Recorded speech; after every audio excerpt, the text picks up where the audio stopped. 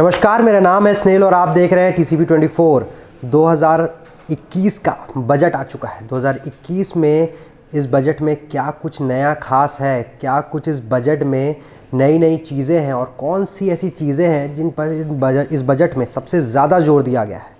इस बार हम जानेंगे कि किस तरीके से इस बजट को पेश किया गया, बजट में कौन कौन सी नई तरह की तमाम चीज़ें लाई गई जिससे आम जनता को फ़ायदा हो, आम जनता की अपेक्षा, साथ ही साथ जो इंडस्ट्रियलिस्ट हैं, बाकी लोग हैं, उनके लिए इस बजट में क्या खास रहा, कृषि सेक्टर में क्या खास रहा और कौन कौन सी ऐसी बातें हैं जिन पर विशेष तरह से केंद्र सरकार ने इस बार ध्यान रखा है।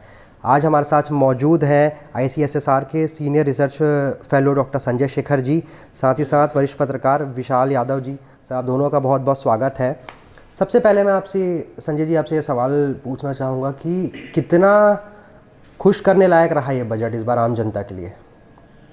देखिए, आम जनता के लिहाज से अगर देखेंगे तो अगर सीधी टिप्पणी मैं करूं तो मैं ज़रूर कहना चाहूँगा कि आम लोगों को बहुत कुछ उम्मीदें थी बजट से, बहुत सारी रियायतें चाहते थे, लेकिन अगर बजट को देखें तो ऐसी कुछ रियायतें उन्हें मिलती हुई नहीं दिख रही है।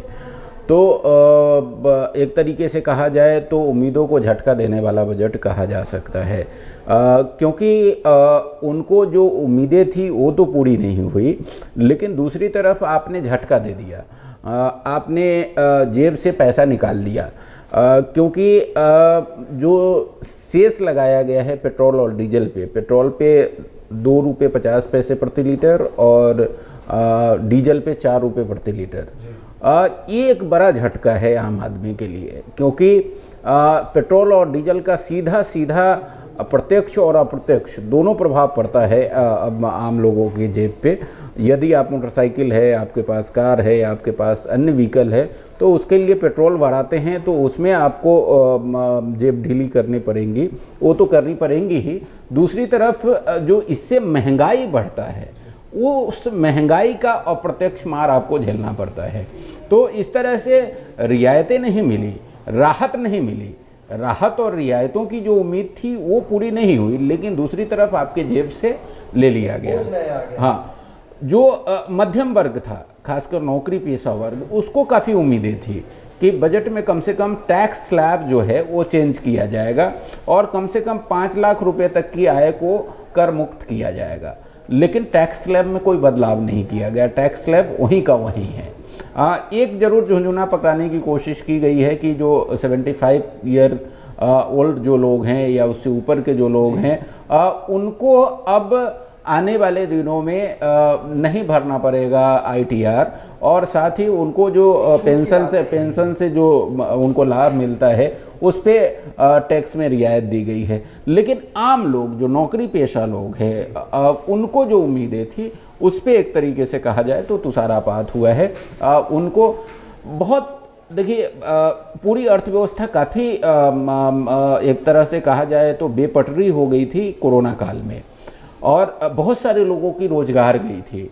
लोगों को उम्मीद थी कि रोजगार को लेकर के बजट में कुछ नई बातें आएंगी और कुछ ऐसे प्रावधान आएंगे जिससे रोजगार की जो समस्या लोगों के बीच में पैदा हुई थी उसका समाधान होगा, लेकिन रोजगार को लेकर के बजट में कहीं कोई बात है नहीं। ठीक है, आत्मनिर्भर भारत एक योजना लेकर के आई गई है, स्टार्टअप के लिए कुछ राहत की बात की गई है, लेकिन कोई बड़ा प्रोग्राम हो ऐसी स्थिति कुछ पूरे बजट भाषण में नहीं दिखती है। तो इस लिहाज से महिलाओं की बात की जाए, एक बहुत बड़ा वर्ग है, महिलाएं अपनी किचन संभालती है, उनको उम्मीद रहती है कि उनका किचन में का जो बजट है उस पर कुछ असर पड़ेगा, कम से कम रसोई गैस का सिलेंडर लगातार बढ़ता जा रहा है, उसी में कुछ राहत मिल जाती, लेकिन वहाँ भी कोई राहत नहीं मिली है। तो कुल मिलाकर के आम लोगों के दृष्टिकोण से कहा जाए तो जो राहत की उम्मीद थी, जो रियायत की उम्मीद थी, वो राहत और रियायत तो उनको नहीं मिली, लेकिन दूसरी तरफ जेब पर कहीं ना कहीं डाका पड़ गया, कहीं ना कहीं आपकी जेब से पैसे निकाल लिए गए, इससे लोगों को मायूसी है। विशाल जी, आप लंबे समय से पत्रकारिता से जुड़े हुए हैं, कई सारे बजट आपने देखे होंगे, लेकिन इस बार का जो बजट है वो आम जनता के लिए बार बार बताया जा रहा है कि काफ़ी निराशाजनक है। तो इस बजट को आप किस तरीके से देखते हैं? देखिए, संजय जी ने एक बात कही, आम लोगों के लिए जो बजट है वो निराशाजनक है। ये बिल्कुल इस बात पे गौर करना चाहिए कि इसको दो तरह से आप बांट सकते हैं। मैं इसको उस दो तरह से बांटता हूँ, जैसे एक घर का सिस्टम होता है चलाने का, है ना, एक बाहर का सिस्टम होता है, उसको जो पुरुष है उसको चलाता है। लेकिन हम इसको दोनों को अगर मिक्स करें तो पता लगता है कि ये हर तरफ महंगाई का माहौल है। अगर महिलाओं की रसोई गैस की जैसे उन्होंने बात की, तो बजट के पहले ही आप देखें 2 महीने पहले ही 100 रुपये बढ़ चुका था, है ना। तो यहाँ पहले ही आपने बजट के पहले ही एक बोझ डाल चुके हो आप, है ना। फिर इसके बाद कोई राहत की उम्मीद है नहीं, लगातार चीज़ें महंगी हो रही हैं, ये तय है। अब बात करते हैं पेट्रोल डीजल की, तो ये ज़रूरी है, ये दिनचर्या में शामिल है, ये हमारे हर किसी को इसकी ज़रूरत पड़ती है। अभी लगातार जब कच्चा तेल सस्ता होता है उसके बावजूद भी हमारे यहाँ पे पेट्रोल डीजल के दाम हमेशा ही ऊपर रहते हैं।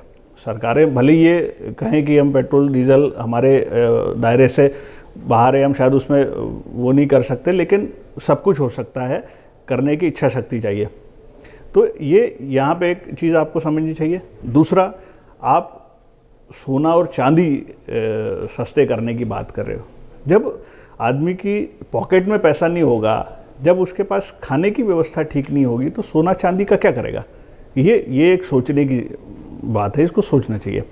दूसरा, संजय जी ने एक चीज़ और बहुत अच्छी की, रोजगार और युवाओं पे एक जो फोकस करना चाहिए था। हम एक तरफ तो कहते हैं युवा भारत, है ना, लेकिन हमारे इस युवा भारत के हाथों में कुछ भी नहीं है।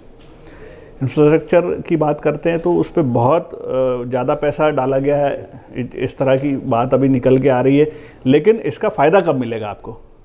अभी तुरंत के फ़ायदे अगर हम देखें तो युवाओं के हाथ में कुछ भी नहीं है, जबकि अभी त्वरित फ़ायदा चाहिए। एक लंबा अरसा कोरोना काल में गया है, लोगों के हाथ से रोज़गार गया है, इंडस्ट्री में पैसा नहीं है, कहीं ना कहीं एक बहुत बड़ी जो अर्थव्यवस्था है वो टूटी है, कमज़ोर हुई है।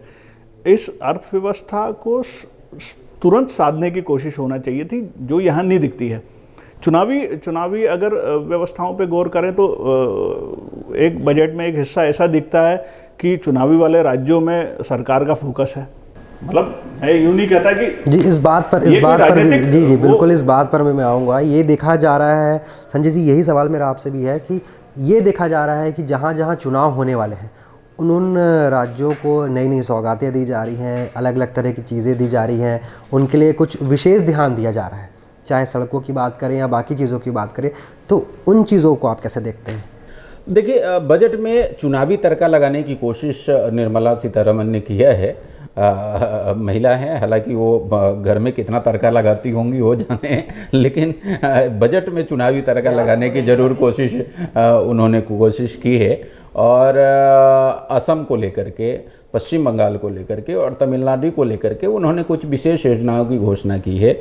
असम और पश्चिम बंगाल में चुनाव है, वहाँ पर चाय बागान के जो मजदूर हैं वो काफ़ी बड़ी संख्या में है और बहुत बड़ा वोट बैंक है। उसको साधने के लिए 1000 करोड़ रुपए के विशेष पैकेज और विशेष योजना की घोषणा की गई है। वहाँ पर रेल और सड़कों के लिए राशि की व्यवस्था की गई है।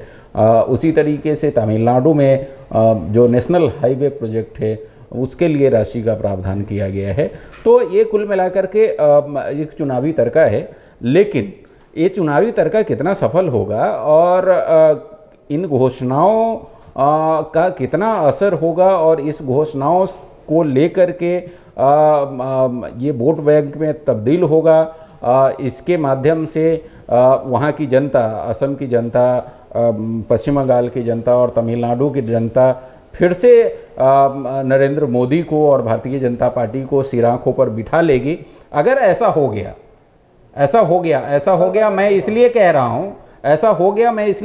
हूँ क्योंकि उनके जेब पे डाका पड़ा है और वो महंगाई के मार से लगातार त्रस्त है, कोरोना के मार से लगातार त्रस्त है। तो कोरोना के मार से त्रस्त जनता, महंगाई की मार से त्रस्त जनता, और उसके बाद अगर चुनावी तर्के में जो लपेट करके उनको चाशनी में जो दी जा रही है उससे प्रभावित हो जाए और वो नरेंद्र मोदी को और भारतीय जनता पार्टी को सर आंखों पे बिठा ले, तो अपने आप में एक नई तरह का इतिहास होगा, एक नई तरह की पूरी पॉलिटिक्स होगी और एक नई तरह का मैंडेट होगा।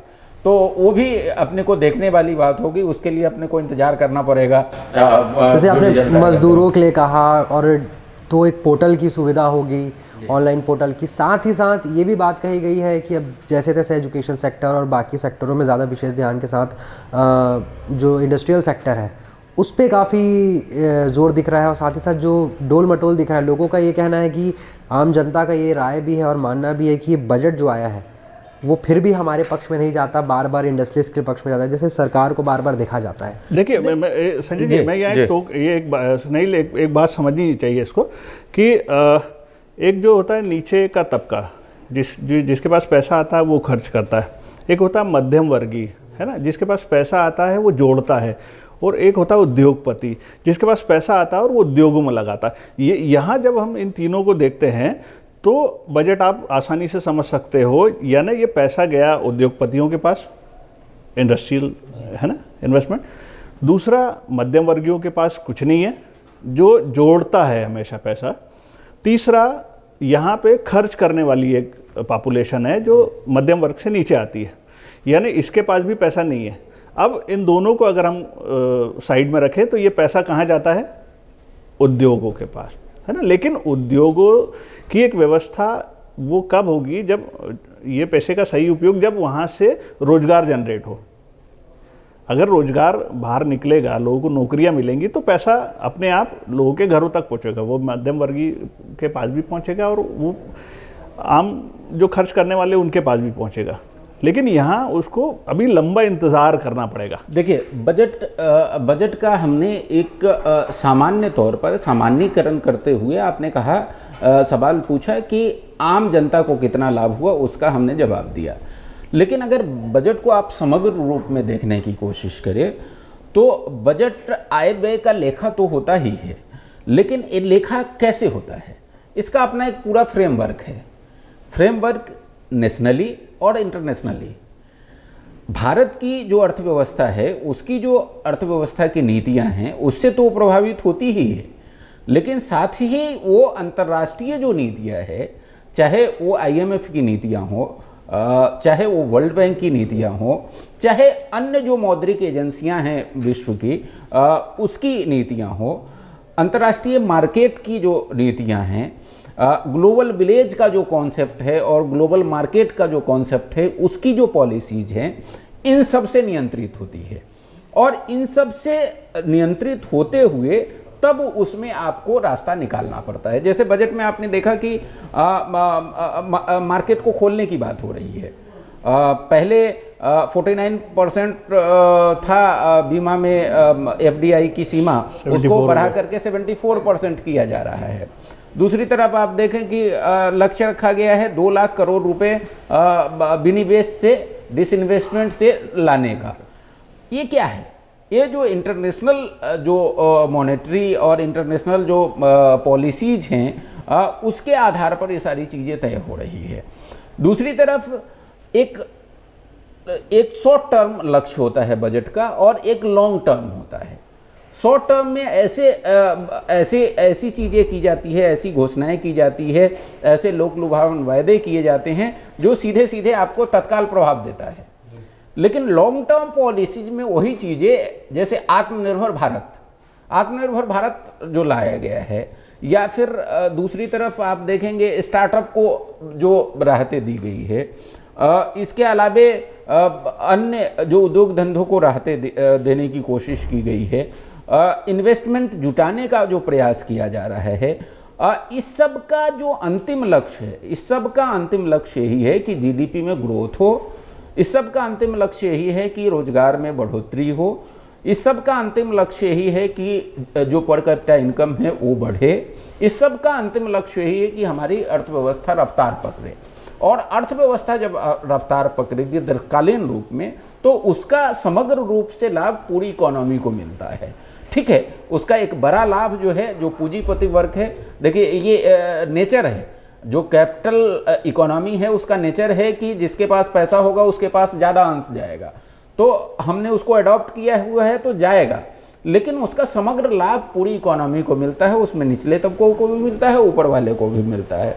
तो दीर्घकालीन सोच में इन सारी चीज़ों को लेकर के, और इसी वजह से आप देखें कि उच्च शिक्षा के लेकर के एक अनुसंधान फंड की व्यवस्था की गई है 50,000 करोड़ रुपए का रिसर्च के क्षेत्र में। दूसरी तरफ आप देखें वर्ल्ड लेवल का एक हेल्थ सेंटर, हेल्थ इंस्टीट्यूट बनाने की बात की गई है। पहले आप 2 वैक्सीन 3-4 वैक्सीन लेकर के आते हैं, वैश्विक स्तर पर आप अपनी उपस्थिति दर्ज करते हैं और अपनी उपस्थिति दर्ज करके एक ग्लोबल लीडर के रूप में भारत को स्थापित करने का प्रयास करते हैं। उसी की एक दूसरी मंशा यहाँ भी दिखती है कि वर्ल्ड हेल्थ इंस्टीट्यूट भारत में बनेगा, यानी वर्ल्ड स्तर का यहाँ पर एक संस्थान होगा जो वैश्विक स्तर पर कोई भी महामारी या कोई भी बीमारी से लड़ने के लिए न केवल रिसर्च करेगा, न केवल आगामी योजनाओं को देखेगा, आगामी परियोजनाओं को देखेगा, भविष्य को देखेगा। तो ये अपने आप में कई सारी चीज़ें ऐसी है जो क्रांतिकारी कदम कह सकते हैं। जो भारतमाला परियोजना है उसमें सड़कों को बढ़ाने की बात हो, इंफ्रास्ट्रक्चर के लिए 5 लाख करोड़ का पूंजीगत व्यय 5 लाख करोड़ रुपए का प्रावधान रखा गया है। ये अपने आप में एक बड़ा फैक्टर है। तो इस दृष्टिकोण से अगर आप देखेंगे बजट को, तो यहां पर आपको बजट की तारीफ करनी पड़ेगी। अगर दीर्घकालीन सोच के साथ देखेंगे तो बजट की तारीफ पूरे बजट को देखा जाए तो बजट कई जगह बहुत ज्यादा अच्छा भी है जी, पर अगर कुछ ऐसे छोटे छोटे बिंदु हैं जहां पे लेकिन आम जनता निराश होती है। चाहता है, आम आदमी चाहता है कि डायरेक्ट रूप में उसको क्या बेनिफिट मिला है, तो उस दृष्टिकोण से अगर आप देखेंगे तो बजट में उनके लिए निराशाजनक है। जी विशाल जी, जिस तरीके से बाकी चीज़ों की बात आई तो एजुकेशन सेक्टर को, हेल्थ सेक्टर की बात तो संजय जी ने कही, एजुकेशन सेक्टर में और बाकी जो सेक्टर्स हैं जिन पे सीधा असर एक आम आदमी का भी पड़ता है और कहीं ना कहीं सरकार के साथ एक भविष्य भी देखते हैं उसमें, ऐसे सेक्टरों पे किस तरीके की नीतियाँ रही? देखिए एजुकेशन सेक्टर पे हर सरकार को फोकस करना चाहिए क्योंकि वहाँ एक भविष्य की पौध तैयार होती है ना। तो ये हर किसी के लिए महत्वपूर्ण है क्योंकि आपका बच्चा पढ़ेगा, अच्छी उसकी एजुकेशन होगी और वो एक भविष्य के लिए एक बेहतर उसके लिए आयाम स्थापित वो कर सकता है। तो ये हेल्थ सेक्टर, अगर ये एजुकेशन सेक्टर में ये चीज़ें आई हैं तो ये वाकई इसको नकारा नहीं जा सकता। ये बहुत भविष्य दो के बड़ी लिए बातें बेहतर और चीज़ है। बहुत उल्लेखनीय हैं। 2 बड़ी बातें मैं आपको जोड़ना चाहूँगा।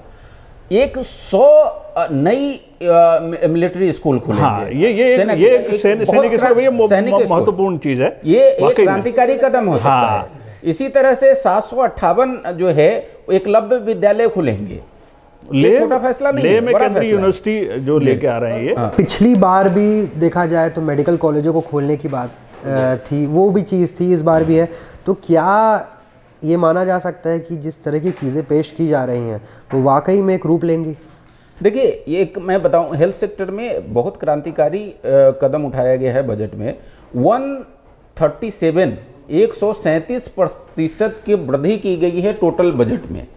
137% की वृद्धि करना जबकि विपक्ष आपको ये कह रहा है कि अब कोरोना के लिए, वैक्सीन के लिए अलग से बजट प्रावधान करने की जरूरत नहीं है, कोरोना इतिहास हो गया, ऐसा विपक्ष बैठा हुआ हो, उसमें आप 137% की वृद्धि कर दे रहे हैं। कोरोना वैक्सीन के लिए 35,000 करोड़ रुपए का बजट प्रावधान कर दे रहे हैं। तो ये अपने आप में क्रांतिकारी कदम है, इसको आप छोटा नहीं मान सकते। इसी तरह से 17 जो पब्लिक हेल्थ इंस्टीट्यूट खोलने की घोषणा हुई है, ये तमाम घोषणाएं ऐसी है जो ये बताता है कि हेल्थ सेक्टर के क्षेत्र में हम आत्मनिर्भर बनना चाहते हैं। हेल्थ में हम न केवल आत्मनिर्भर बनना चाहते हैं बल्कि एक ग्लोबल लीडर के तौर पे हम उभरना चाहते हैं।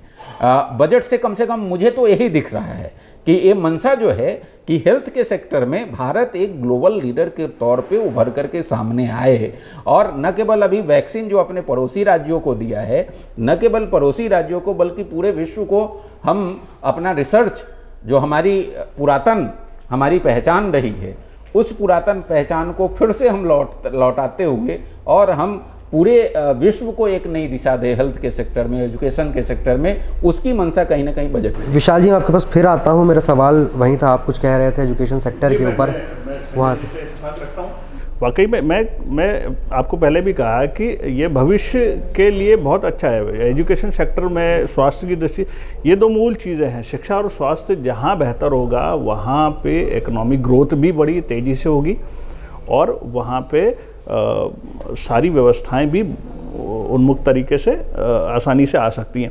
क्योंकि देखिए, स्वस्थ व्यक्ति बेहतर काम कर सकता है। स्वस्थ व्यक्ति से आप जो कराना चाहें व्यवस्थाओं का, वो उसका लाभ ले सकते हैं। अच्छा एजुकेशन जिसको मिलेगा उससे अच्छी चीज़ें निकल के आएंगी। वो एक बड़ा मतलब उसका एक विस्तृत रूप जब सामने आएगा तो वो बहुत ही महत्वपूर्ण होगा। तो ये भविष्य के लिए वाकई में एक बेहतर आयाम स्थापित करने की जो कोशिश है इसमें, ये वाकई सार्थक रूप ले, बहुत अच्छी बात है। ये होना भी चाहिए। एक चीज और जरूर जोड़ दीजिए, जल जीवन मिशन के लिए 2 लाख से ज्यादा करोड़ की व्यवस्था की गई है।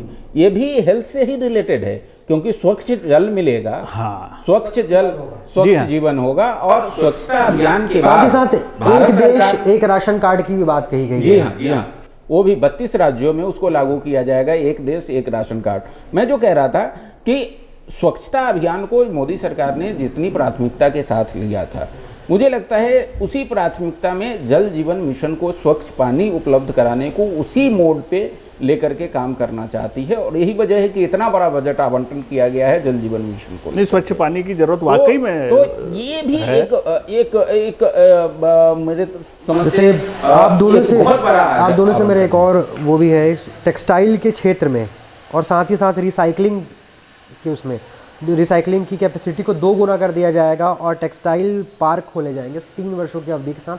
7 नए टेक्सटाइल पार्क खोले जाएंगे। तो इंडस्ट्रियल सेक्टर में एक टेक्सटाइल का मार्केट भी बहुत ज़्यादा गिर चुका था कोरोना काल में, और हालांकि कोरोना काल में सारी इंडस्ट्रीज़ को भारी माल झेलनी पड़ी, मगर टेक्सटाइल इंडस्ट्री भी एक तरीके से सीधा जोड़ रखती है आम जनता के साथ। तो इसको कैसे देखते हैं आप? स्नेहिल जी, टेक्सटाइल का एक सेक्टर है, एक अपना सेक्टर है, लेकिन वो उतना ज़्यादा फायदा देगा ये एक अलग रिसर्च का विषय है ना। क्योंकि ठीक है, टेक्सटाइल को लेके काम किया जा रहा है, बहुत अच्छी बात है हमारे यहाँ। देखिए, उसमें एक जो बेसिक चीज़ें जो मुझे समझ में आती है, देखिए आपका पूरा महाराष्ट्र का इलाका जो है वो कपास उत्पादन करने वाला पूरा क्षेत्र और आसपास का क्षेत्र है। कपास आप निर्यात कर देते हैं, उसका अगर प्रसंस्करण यहाँ पर होता है, उससे नई टेक्सटाइल इंडस्ट्री अगर उभरती है और नए कपड़े बनते हैं, नए ब्रांड्स आते हैं, तो रोजगार का एक बहुत बड़ा अवसर पैदा होगा। और जो आज की ज़रूरत है, सर्वाधिक ज़रूरत इस बात का है कि ज़्यादा से ज़्यादा नए रोजगार पैदा किए जाए। तो इस दृष्टिकोण से, और देखिए इसमें एक बहुत पॉलिटिकल विल की ज़रूरत होती है। बजट में घोषणाएं तो होती है, उसका क्रियान्वयन एक बहुत बड़ा पार्ट होता है। ये एक बड़ा सवाल होता है कि किस तरीके से उसको आगे लाया जाएगा। तो अगर इसको अच्छे तरह से इम्प्लीमेंट किया जाए तो एक, देखिए आप एक और मंशा को, पूरे बजट को समझने की कोशिश करिए। पूरे बजट में आत्मनिर्भर भारत का जो कॉन्सेप्ट है ना, वो पूरे बजट से झलकता हुआ दिखता है। आपको हर एक क्षेत्र में आत्मनिर्भर होना है और उसके लिए जो जो प्रावधान किए जा सकते हैं, सीमित संसाधनों में उन प्रावधानों को करने की कोशिश निर्मला सीतारमण ने और मोदी सरकार ने की है। और उसी का एक प्रतिबिंब जो आपने कहा ना, टेक्सटाइल पार्क, वो उसी का एक प्रतिबिंब दिखता है कि हमारा कपास, हम उसका प्रसंस्करण करेंगे, हम उसके टेक्सटाइल इंडस्ट्री स्थापित करेंगे, वहाँ पर होजियरी इंडस्ट्री होगी, तमाम चीज़ें होंगी, अलग अलग ब्रांड बनेंगे, अलग अलग के कपड़े बनेंगे, और उसका अपने देश में जो खपत होगा वो तो होगा ही। हम अगर वैसी स्थिति बनी तो उसको निर्यात करने की दिशा में भी सोचेंगे। तो इस तरीके से एक बहुत बड़ा रोजगार का अवसर इससे पैदा हो सकता है। हाँ विशाल जी, जम्मू कश्मीर को लेकर भी चीज़ें आई, गैस पाइपलाइन की परियोजना होगी और बाकी चीज़ें जिस तरीके से होगी, सैनिक स्कूल की तो बात हमने की, मगर ऐसे में ये होता है कि जहाँ एक तरफ देश में किसानों का आंदोलन चल रहा है, कुछ उग्र चीज़ें भी हुई कुछ दिन पहले लाल किले पर, तो अगर फिर भी सरकार ने किसानों को ध्यान में रखते हुए एमएसपी की बात कही, बाकी सारी चीज़ों की बात कही है, किसानों के लिए ऑनलाइन मंडियों को ऑनलाइन करने की तक बात की है, तो इन चीज़ों को आप किस तरीके से देखते हैं? क्या इसका प्रभाव आंदोलन पर कहीं पड़ सकता है? नहीं, देखिए, आंदोलन और उसकी मांगे और जो उसमें जो चीज़ें चल रही वो एक अपनी जगह है, सरकार जो भविष्य को लेके कर रही वो एक अपनी जगह है। तो इन दोनों चीज़ों को अभी फ़िलहाल स्थिर रख के देखना चाहिए, है ना, क्योंकि आंदोलन के बाद क्या नतीजा आएगा, सरकार क्या फैसले लेती, क्या संशोधन करती है, वो एक अलग विषय है। जहाँ तक जम्मू कश्मीर की बात है, गैस पाइपलाइन की बात है, तो ये सराहनीय कदम है। इसको किसी भी पार्टी को नकारना नहीं चाहिए, क्योंकि विकास का एक जो ढांचा जो सरकार अगर खड़ा कर रही है कहीं पे, तो वो हर किसी के फ़ायदे के लिए होता है और विकास के साथ हर किसी को खड़ा होना चाहिए। क्योंकि अगर वो वहाँ पर किसी व्यवस्था को अगर सुधारने की कोशिश हो रही है तो किसी एक के लिए नहीं है, वो हर किसी के लिए है, वो आम जनता के लिए। तो मुझे लगता है कि ये सुविधाएं हैं, अगर ये सुविधा लोगों तक पहुँच रही है तो ये बेहतर है। इसमें कोई किसी को विरोध करने की, देखिए, एक बात मैं जरूर कहना करने की कोई ज़रूरत नहीं है। किसानों की जहाँ तक बात है, किसानों के दृष्टिकोण से भी मैं बहुत स्पष्ट तौर पे कहूँगा कि ये बजट निराशाजनक है। किसानों के लिए कोई नई बात बजट में नहीं है। किसानों के लिए आपने कहा कि पिछले साल हमने इतना करोड़ गेहूं के लिए दिया, पिछले साल हमने इतना करोड़ धान के लिए दिया, इस साल हम इतना करोड़ धान के लिए देंगे। नई बात क्या है भाई? बजट में इतना बड़ा किसान आंदोलन चल रहा है, उन जो 3 बिल है उसके संदर्भ में ठीक है, नीतिगत बात है, नहीं आप कुछ कह सकते हैं बजट में, लेकिन किसानों की आय जो 1.5 गुनी करने का आपका वायदा था, उसको लेकर के आपने क्या किया और क्या नया करने वाले हैं, ये तो जरूर होना चाहिए। उनके मूल्य संवर्धन को लेकर के कुछ बातें तो जरूर होनी चाहिए। किसानों को लेकर मतलब कोई बहुत ज्यादा स्पष्टीकरण इसमें कुछ स्पष्ट है नहीं। आर्थिक स्थिति मजबूत हो, इसके लिए जरूर कोई योजना होनी चाहिए थी। लेकिन मैं देखिए, बजट में कुछ भी नहीं है। आप कहने के लिए कह दे कुछ भी, लेकिन नई बात किसानों के लिए बजट में कुछ भी नहीं है। मैं बहुत बारीकी से चीज़ों को देख रहा था और इस पक्ष को तो बहुत ही बारीकी से देख रहा था कि किसानों के लिए क्या नई घोषणाएं होंगी, लेकिन ऐसी कोई भी घोषणा नज़र नहीं आई। अगर एक और बात करें कि किस तरीके से इस बजट को जिस तरीके से पेश किया जा रहा है, पेपरलेस, तो जब शुरू में इस देख के लगा था कि काफ़ी और कई नई चीज़ें आएंगी, कुछ नया देखने को मिलेगा। पेपरलेस है, टैबलेट के माध्यम से सीतारमण वैसे तो हर बार नए बजट में कुछ ना कुछ 19-20 के मुकाबले, मतलब 18-19 और उसके बाद 20-21 की बात करें, जो पिछला बजट था उसमें 12.7 की वृद्धि हुई थी। इस बार कुछ नया होगा, चीज़ें नई तरीके से आएंगी। तो ऐसे में आपको सीधी तरीके से अगर देखा जाए आम जनता के नज़रिए से, और एक आखिरी बार मैं आपसे अगर सवाल करना चाहूँ कि तो आप किस तरीके से कहेंगे, एक सीधी टिप्पणी कौन सी होगी आपकी बजट को लेकर? देखिए, जैसा कि मैंने आपको कहा कि बजट को 2 तरह से देखने की ज़रूरत होगी। एक तो अगर पूरी इकोनॉमिक पॉलिसीज के दृष्टिकोण से और पूरे भारतीय अर्थव्यवस्था के दृष्टिकोण से अगर देखेंगे तो दीर्घकालीन रूप में जो प्रभाव होगा उसके मद्देनज़र अगर बजट का आकलन हम करें और उसका एनालिसिस करें, उस पर टिप्पणी करें, तो मैं बजट को औसत कहूँगा। बहुत अच्छा तो नहीं, औसत कहूँगा, क्योंकि उम्मीद काफ़ी थी, विशेष तौर पर रोजगार के दृष्टिकोण से। कोरोना काल के बाद जो अर्थव्यवस्था उभरने की कोशिश कर रही है, उसमें लोग जद्दोजहद कर रहे हैं, तो उनको राहत और रियायतों की जो उम्मीद थी उसके दृष्टिकोण से काफ़ी उम्मीदें थी और उस उम्मीदों पर ये बजट पूरी तरीके से खरी नहीं उतरी है। आम लोगों को बहुत राहत नहीं मिली है, बल्कि उसके जेब से पैसा निकाला गया है। तो इस तरीके से ये निराशाजनक है। लेकिन कई प्रावधान बहुत अच्छे हुए हैं, हेल्थ सेक्टर के बहुत अच्छे प्रावधान हुए हैं। पूंजीगत व्यय में जो राशि आवंटित की गई है वो बहुत क्रांतिकारी कदम है। हेल्थ सेक्टर को लेकर के, इंफ्रास्ट्रक्चर के सेक्टर को लेकर के जो प्रावधान किए गए हैं उसके दीर्घकालीन जो परिणाम होंगे वो बहुत बेहतर होंगे। तो इस दृष्टिकोण से बजट अच्छा है, लेकिन फिलहाल आम लोगों के नज़रिए से बजट को बहुत अच्छा नहीं कहा जा सकता। संजीव जी ने तो अपनी बात कह दी, विशाल जी आप किस तरीके से इस बात को कहेंगे? देखिए, मैं फिर कहता हूँ आपको, अभी पहले भी मैंने एक बात की कि उद्योगपति, मध्यम वर्ग और एक नीचे का जो तबका होता है ना, तो इनके पास अगर जब तक पैसे नहीं होंगे तब तक वो एक जो सर्कल जो चलता है वो नहीं चलेगा। तो आम लोगों तक ये अर्थव्यवस्था कैसे पहुँचे, किसके पास जिसको ज़रूरत है उसके पास वो पैसे नहीं होंगे तो वो व्यवस्था तो गड़बड़ होगी। तो अभी वो दिख नहीं रहा है कि ये साइकिल प्रॉपर चलेगा कि नहीं चलेगा, ये आने वाले दिनों में पता लगेगा। हाँ, ये एजुकेशन सेक्टर में जो उन्होंने काम किया है वो बहुत सराहनीय है, पाइपलाइन की जो व्यवस्थाएं दी वो बहुत अच्छी बात है। हेल्थ सेक्टर में जो काम कर रहे हैं ये ज़रूरत की चीज़ें हैं।